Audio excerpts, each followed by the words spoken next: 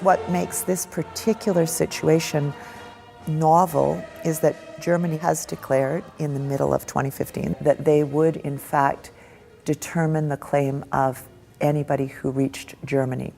And so that created a massive pull effect of people who otherwise would have been required to have their claims determined in primarily Greece or in some cases in Italy. Instead, those people began a much longer journey to try and reach Germany.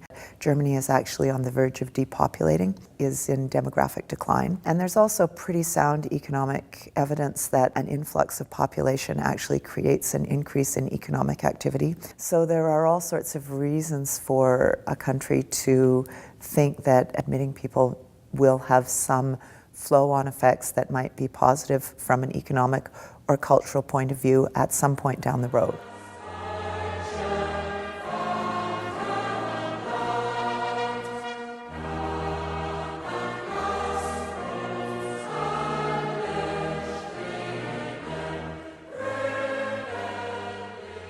Just 2015, you're talking 600,000 plus people will be removed from Germany, which is of course why the EU has signed the latest accord with Africa, promising aid for one of the many things that Europe is asking in return is the permission on the part of African countries to receive deportees. 2016 is going to be a really interesting in quotation marks year, because we're going to see the deportation of hundreds of thousands from Europe at the same time as we're going to see the arrival of additional hundreds of thousands in Europe. So it's going to be a situation in massive flux.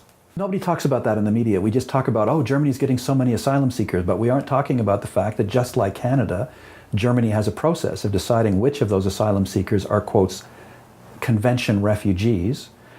Probably 95% of those who come from Syria will be granted that designation, but for a country like Albania, it's less than 1%. As soon as there was the idea of a refugee, there was the idea of someone who didn't fit the criteria of refugee. Almost as soon as we had movements of refugees into countries, there was this idea of deciding who gets to stay and who doesn't get to stay, and then almost immediately there was a process of what do you do with those who aren't allowed to stay. This year, Germany alone received over 1 million, and again, of that number, less than half will be allowed to stay.